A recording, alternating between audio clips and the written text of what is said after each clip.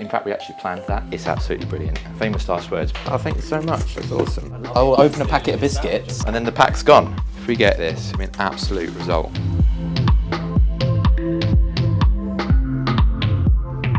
Hey guys, welcome back to another episode of Artisan Electrics. We're here today down in Borehamwood, and what we're going to be doing today is we're going to be replacing pendants and making them into downlighters just to add a little bit more light throughout the property for the customer. So we're going to try and do this making the least amount of damage possible. So without any further ado, I'll show you the job.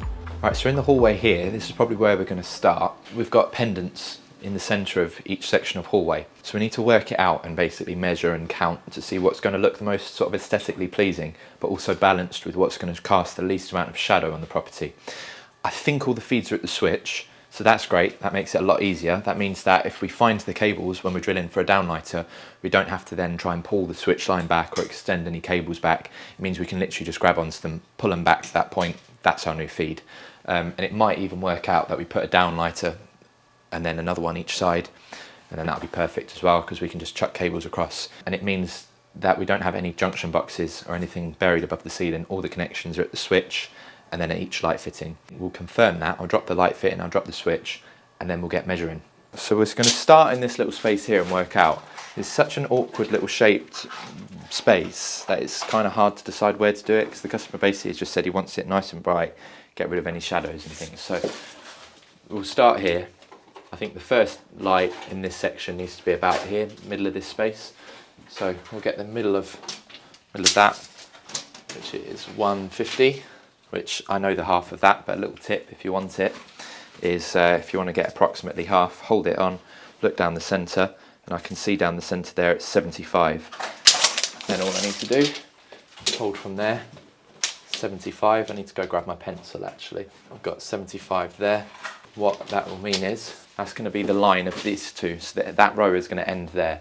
So I can get this one marked out and this one marked out. So what I'll do is I'll do centre of this space here, and then whatever that works out as, I'll do equal distance off the wall for that one there, and then that will be my first downlighter, that'll be my second one, and then I can start working down that way. And obviously I've got to make sure I miss the joists as well. I'll show you how I do that too. For measuring these out, you want a nice straight line. So the only way you're really going to make something straight is if measuring off of the wall. So I don't know if this wall's bang on straight, but again, you want it to be straight to your eye. So your eye is going to be referencing it off of this wall. So I've done this measurement off of there, so I know that that's the centre. So what I want now is, should be about 75 off of there. Tiny little dot. Tiny little dot. So what I want to do is line up those two tiny little dots with each other. There we go. So now we've got a nice straight line down here. So now we've got a nice straight line this way. What we do is we've got Reuben up his ladders.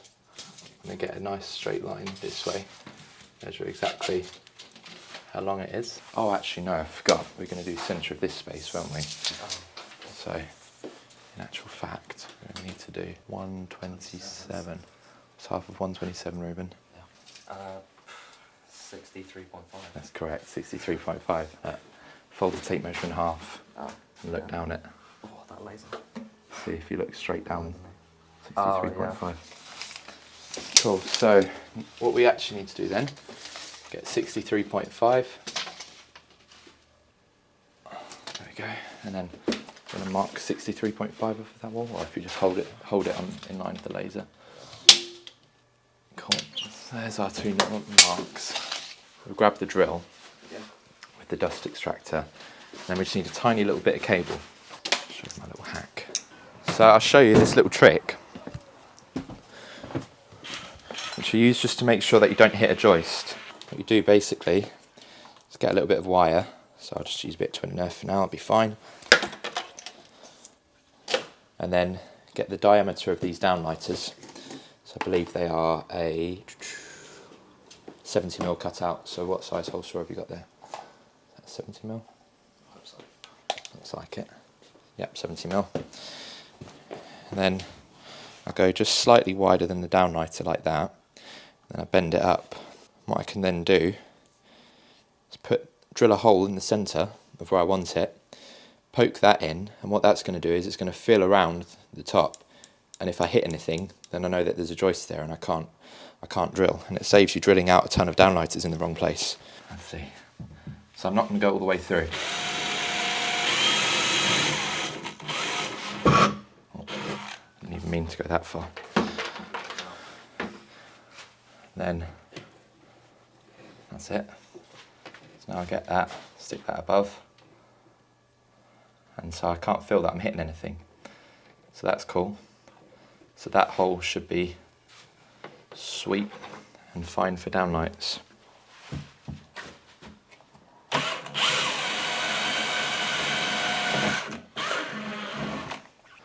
Okay,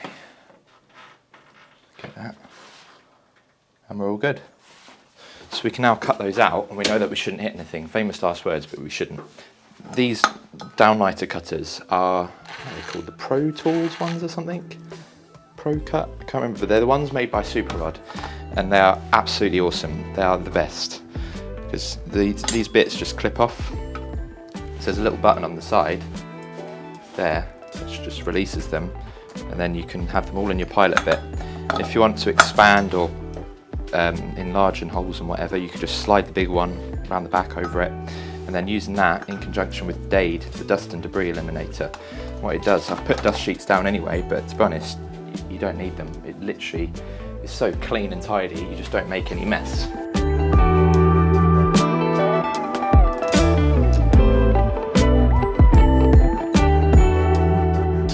So those two are done. We've got a position this way, and then we can work out what's going to look good going on, and then we'll scooch into that room last. So let's get our measurements.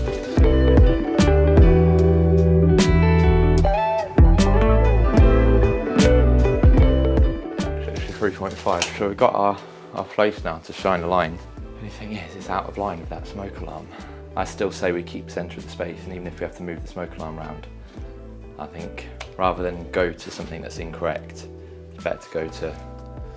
The only thing I was worried about is have they put that there because there's a joist or something, but what they've probably done is to get a solid fix in, they've moved it off centre to get a fix in into the edge of a joist. That's what I reckon they've done. So we can do. We've actually got a tripod. It's like, we used it once as a camera tripod. It's in like a long DeWalt bag.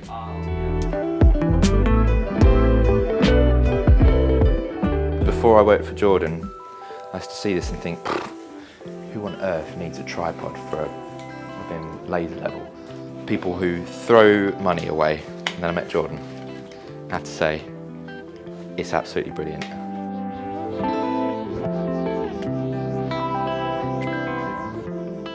That good? Yeah. Cool. It really does have to be pretty perfect, because a couple of millimetres over that distance will be, well, a few centimetres, Pythagoras theorem. So you want it to be pretty much bang on. 245.5, so 245.5 minus 35. 210.5. Okay, so if you hold it there, 105, oh, it's right exactly where this is. Okay, we need to take that down. We was going to take it down anyway. In fact, it's really cool that it's landed there, because that means that that hole there will be gone. So that means the customer won't have to make good on that hole. In fact, we actually planned that, so perfect. The only tricky thing to line up is going to be the point between this light and this light. Because the joists are running that way, I'll probably have to do a couple of notches in the ceiling just to get the cable through. But other than that, that's a dream. So that's pretty much all of these near enough smashed out now. Oh, wow. I can use this. Oh, Reuben's found it. Who did that? What a guy. One of Reuben's favourite hobbies is losing all of my tools. And then finding them again. No way. Why was you using my folding bucket? I wasn't. I found my little stubby things. Oh, I love these. Oh, thank you so much. That's awesome. I'll let you off. I'll cancel the red notice that's on its way to your house. In fact, that's funny, because when I was using this, you wasn't even working with me. But it's still your fault. That's shocking. I still blame you for the ratchet going missing, though. Well, you're getting a free one anyway. Well, no, I had a sentimental attachment to that. I bought that years ago. You'll understand when you're older. Little tip for you. I'm going to bend that back so I don't trip the RCD. I don't want to mash this cable up. And if I start drilling now with this there, it's going to absolutely mash it up. So I'm going to just make a little pull cord like that. Wind up a load of tape. Do-do-do-do-do. It doesn't work unless you do the noise. Do-do-do-do-do. There we go. Poke that up above the ceiling. Right out of my way. Out of the reach of the drill. when I want it, I'll just find that and pull it back. All right, so let's line that laser up again for the 5th time, because I keep kicking it. When I do your spotting duty, just re-steal one of my screwdrivers. I actually can't believe that. Like, I was looking for it. I can't either. I can't believe you hid them in my what's bucket. In this bucket? There's like 20 screwdrivers. It's all my missing tools. I can't believe it's so sneaky that you hid them in there as well. It's the last place I'd look. So that's my personal little tool bucket. It's you that keeps eating my snacks as well. I'll open a packet of biscuits, I'll have a couple, and then the pack's gone. It's you. And you just don't remember. I think it's just you. Oh, lined up with that screw hole. I did that intentionally as well.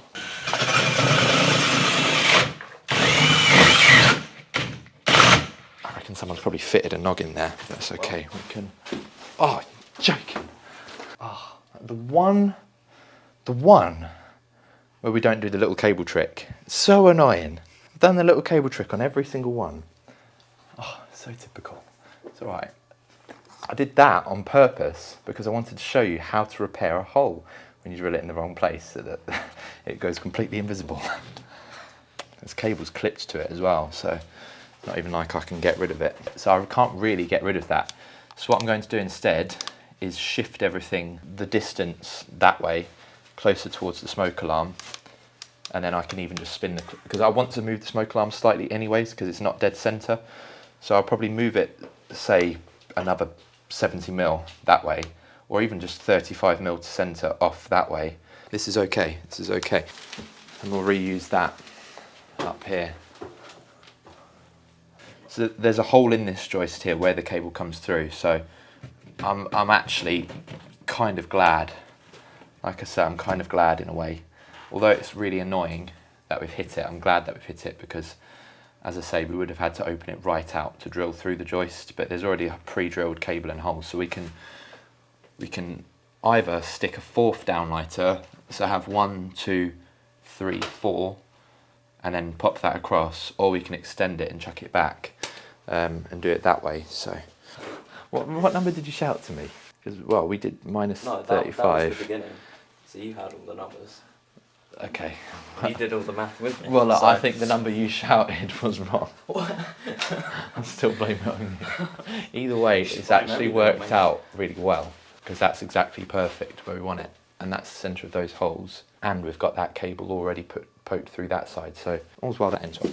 You'll find the link to my cable joist checker on Amazon. I'm starting to sell them. Yeah, I'm going to do one for each size as well. This is my 70mm joist checker.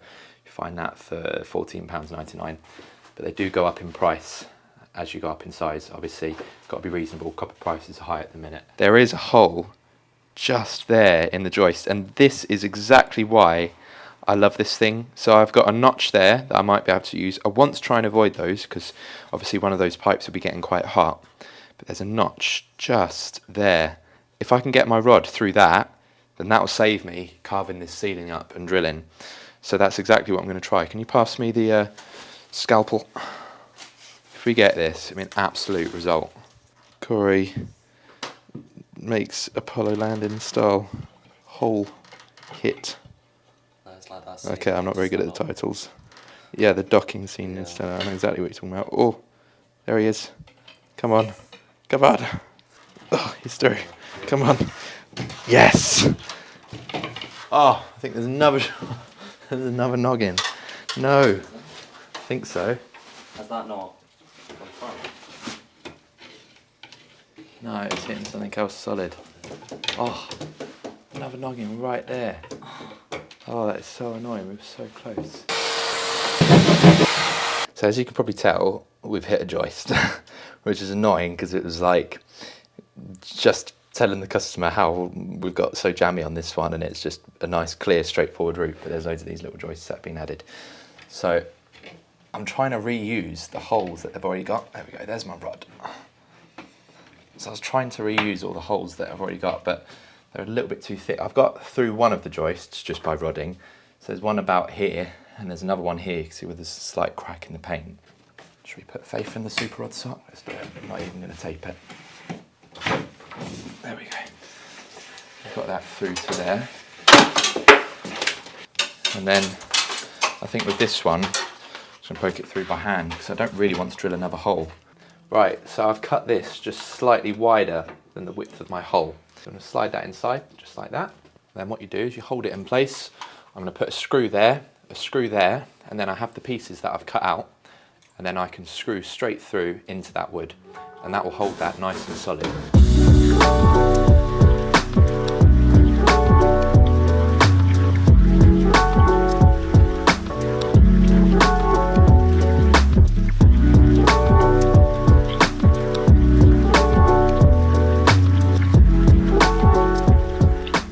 I reckon there's a joist here. I'm hitting something. So what we'll do, we'll put the first light here so it just catches the edge, because he wants 4 lights in here, which is quite a lot of lights for quite a small space. So we'll do the same as before. There's definitely got to be one there. Put one there, the same distance off the wall or whatever as that one.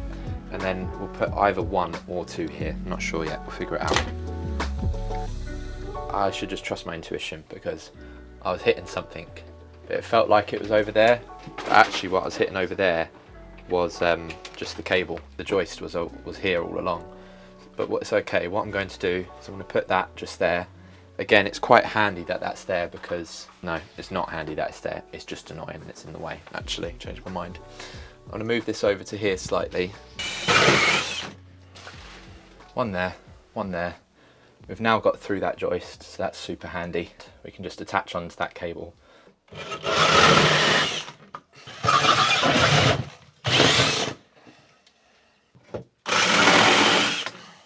we go. Lovely. So now I've got to bounce some cable around.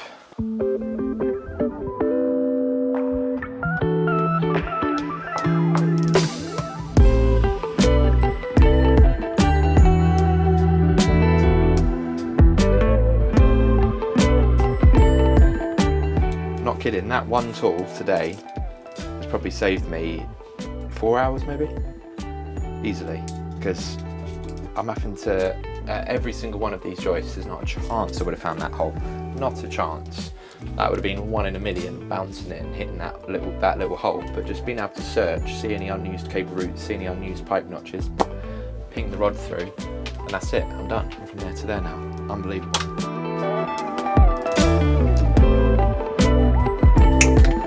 So that is us, cabled, we're all finished. So that just needs filling, a little bit of filler there. I'm going to get Reuben to second fix all of these now, and then what I'm going to do is I'm going to go next door and start measuring out, marking out, getting all of that sorted.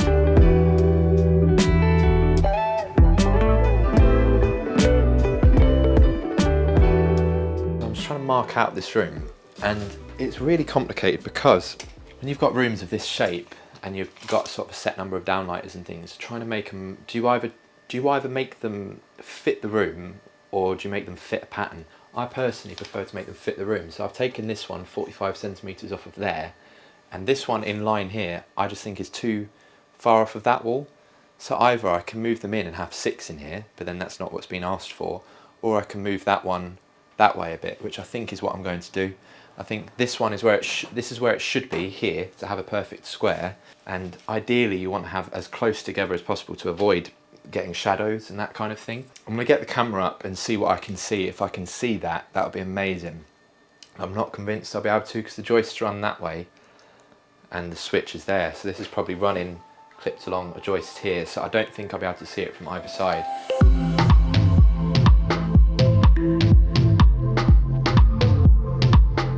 Right, Reuben, if you attach another rod to that, Yeah. get your hand above that section over there, up that downlighter, and see if you can find it and pull it through.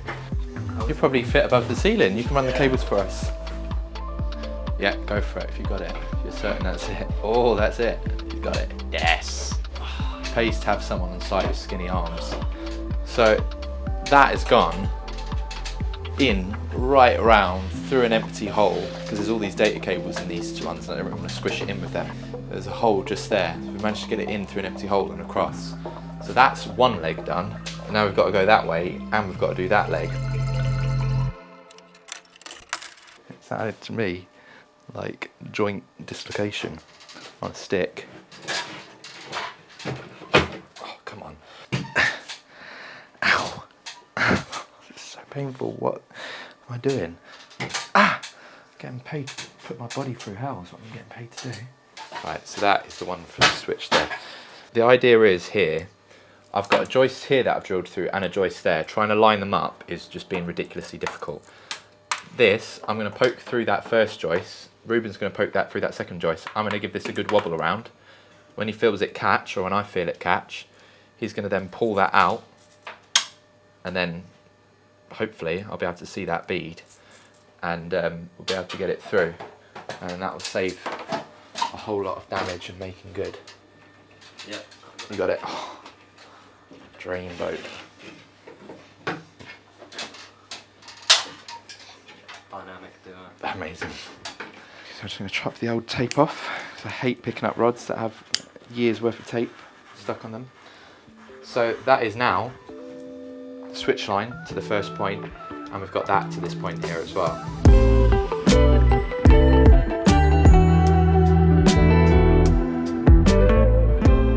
Right, so that's it, we are through. All of this done. I've just got to get one through there, but the rod's through, so I'll pull that last leg through there and that last leg through there, get these second fixed, get these filled, and then we'll do a little walk through the job.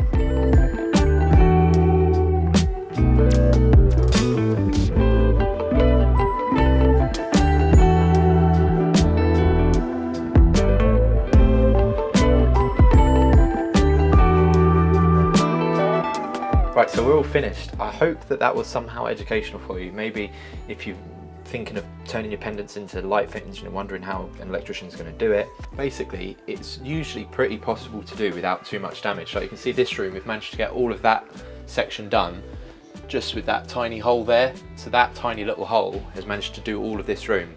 And we've managed to get a start to the circuit and an end to the circuit and switched from the same light switch that we had before. So that's this room done. Then we have this hallway here, same story, all done, no damage at all along here, no damage along here, just one hole there and one little patch there where we had to get under a joist, which I don't think is bad going, and again, switched from the same light switch as it was before for the two pendants. This office, same story, pendant here, one bit of damage which we've repaired for him, and it's all back on the same light switch, so all in a day's work. And we've managed to find the time to make it good and everything as well, so all we'll have to do then is just give that a little sand, maybe a final coat of filler if you want, and a paint, and that will look lovely. I hope that's been helpful for everyone's day. I hope you've enjoyed it, and I look forward to seeing you on the next one.